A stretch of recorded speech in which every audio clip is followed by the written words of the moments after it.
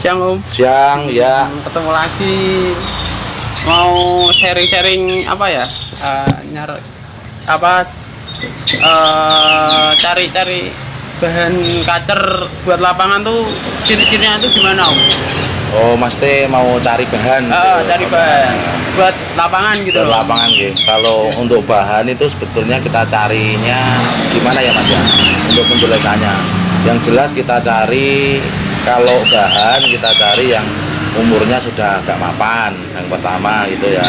Yang jelas bukan burung muda, karena burung muda pastinya perawatannya lebih rumit lagi seperti itu. Kalau untuk bahan itu kita lihat dari katurangga postur. Cuma kadang itu pemain itu kesenangannya masing-masing, ada yang seneng ekor panjang, ada yang ekor pendek kan, seperti itu tergantung dari peminatnya seperti itu. Kalau saya sih yang saya lihat dari katurangga, dari segi cucuk ya, kalau wong Jawa ngarani cucuk itu, terus yang kedua dari matanya dan terutama volumenya. Volume ya. Kalau untuk masalah lagu mungkin kita bisa variasi sendiri gitu. Kalau segi umur gitu gimana Om? Kalau umur kacer itu kalau nyari itu udah harus medang atau enggak sih? Menurut saya itu Mas, umur itu juga berpengaruh banget ya. Jadi, dalam arti segi kemapanan ya. Kemapanan itu sebetulnya banget. Perlu banget lah, penting banget. Kalau itu dari segi usia itu paling tidak itu kacer itu ya kurang lebihnya itu 2 tahun lah. 2 tahun. Ya mungkin bisa untuk kacer muda kita coba, tapi kan tidak bisa untuk kita main kadang 2 minggu sekali kan tidak bisa. Karena faktor usianya yang masih muda, nanti biasanya kalau kacer muda itu terlalu diposir untuk main, habis mabungnya nanti beda. Pasti ya itu naik turun. Mungkin lebih tambah bagus bisa, mungkin dia drop juga bisa untuk mentalnya seperti itu gitu loh. Berarti kalau misalnya udah punya kacer bahan gitu, bahan buat cocok lapangan itu biasanya bahan itu gantangnya harus di pinggir atau di tengah gitu. Yang terutama untuk mencoba dari bahan ya. Ya dari bahan ya kita sebetulnya kan spekulasi ya Mas, untuk bahan itu kan kita cari bahan prospekan lah seperti itu. Ya saya pribadi ini gantangnya cari yang pinggir kalau masih usia muda loh ya. Tapi kalau udah usia mapan, medang nggak apa-apa, ke tengah nggak apa-apa, kita langsung track mental ibaratnya seperti itu. Tapi ya juga memerlukan waktu yang cukup lama Mas, karena kacer bahan itu yang jelas kita mencoba jangan langsung ke gantangan di rumah dulu. Kita kacer itu harus bocor, ibaratnya kan harus bunyi, takut kadang di rumah enak, nanti sampai ke sana ada kerumunan, takut. Makanya kalau bawa kacer itu main nggak main saya tak bawa. Jadi dia adaptasi seperti itu. Saya loh ya. Tapi kadang itu pemain kan juga punya planning sendiri-sendiri seperti itu. Kalau menurutnya Om, misalnya kalau teman-teman ini mau beli kacer itu dari bakalan yang muda hutan gitu, menurutnya Om tuh gimana? Kalau muda hutan Mas, yang jelas kondisi pertama itu burung sehat dulu. Sehat kalau muda hutan ya. Biasanya kalau muda hutan itu justru malah dari segi mental, dari segi kekebalan tubuh mesti lebih bagus muda hutan. Beda dengan ternakan kan seperti itu, karena sering kumpul dengan pemeliharanya kan seperti itu. Cuma kan muda hutan kita harus menjinakkan kacer itu dulu biar tidak takut sama orang kan gitu. Makanya terapinya ya itu tadi, kita bawa keramaian. Pasti kalau pemain mungkin yang saya punya teman di luar Jawa itu ke daerah Padang itu justru senangnya main muda hutan seperti itu, karena dari kapasitas mentalnya bagus, terutama dari kondisi tubuhnya itu lebih fit yang di hutan seperti itu. Tinggal nyeting perawatan gitu ya. Perawatan terutama seperti itu. Kalau segi itu kekebalan pasti muda hutan lebih bagus. Menurut saya loh, itu bukan cuma burung kacer ya, mungkin murai pun seperti itu. Kalau kacer itu menurutnya Om, kalau dibuat umbaran gitu fungsinya apa Om kalau menurutnya? Ya kadang gini Mas, kadang kalau kacer dari peternak, makanya itu diumbar itu tadi kan untuk melatih mental fisik.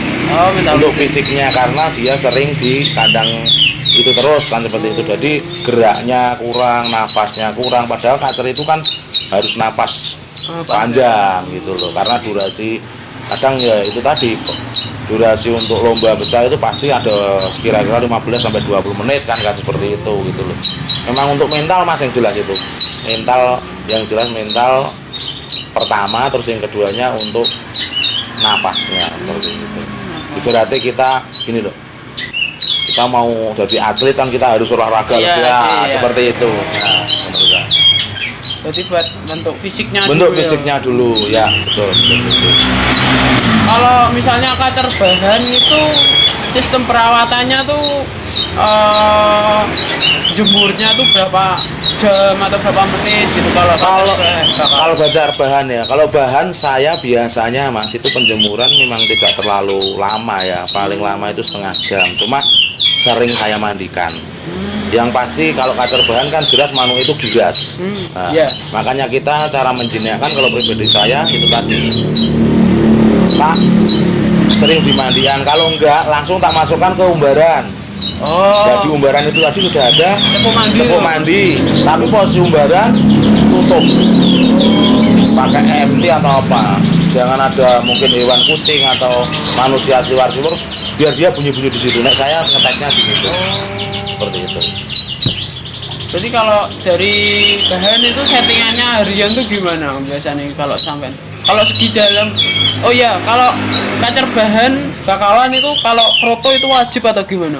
Kalau saya beli bahanan yang jelas biar dia itu gacor dulu, bunyi dulu. Ya enggak apa-apa, proto mau dijor gitu ya? Iya, tapi dijornya dalam jangan terus kelebihan lah Mas. Berarti terus kita pas suka ini terus kita enggak batasi lah. 1 minggu kita kasih sekian, ternyata burung itu masih seperti ini, kita tambah lagi app-nya. Mungkin dari proto, jangkrik ataupun ular Hongkong itu kan untuk menambah biar dia itu mau bunyi-bunyi dulu lah seperti itu gitu loh. Nanti kan udah tahu bunyi-bunyi gitu kan lama-lama kebiasaan, terus kita carikan tempat yang agak ramai. Itu yang ibaratnya lalu lalangi, mungkin orang jalan atau gimana seperti itu, biar dia adaptasinya cepat gitu loh Mas. Karena kadang itu kita beli, wah burungnya tak kasih di tempat ramai lah, belum bunyi, kita cari tempat sepi. Ya itu nanti kok seperti itu kejadiannya, malah dia waktu di lapangan, bawa ke lapangan takut. Mending nggak bunyi pun nggak apa-apa di situ, nanti lama kelamaan tetap di situ bunyi Mas. Gitu. Jadi harus settingannya harus diadaptasiin dulu lingkungan keramaian. Ya, lingkungan keramaian seperti itu. Tapi juga kacer itu karakternya juga masing-masing. Dia berarti gini, wah ini susah untuk ini susah, ya itu tadi kuncinya untuk pemain kacer emang sabar. Mungkin saat ini belum bisa kondisi kita tahan, tapi kita udah tahu materi, berarti ini itu volumenya bagus, kita simpen, nunggu kita satu mabungan lah. Seperti itu. Ternyata mabungan ini bagus kan, kita jenenge kita cari apa bahan itu kan kita harus olah Mas ibaratnya, ini cari itu lah, seperti itu gitu. Naik pemain kacer nggak sabaran biasanya ulangnya terus kayak gini tak dulu golek liyo kan, seperti itu. Kalau dari Om itu misalnya kalau Om beli bahan gitu, itu Om tuh beli bahannya tuh 2 itu disortir lah atau beli 1 gitu Om? Kalau dari Om sih. Saya biasanya ini bahan-bahan lapangan. Bahan lapangan kita lihat Mas, untuk beli bahan lapangan kita nyoptir lah, yang jelas sortir, cari yang kita bagus. Biasanya kan Om Yoan. Oh iya sih. Om Yo itu lihat dulu, candelkan kita.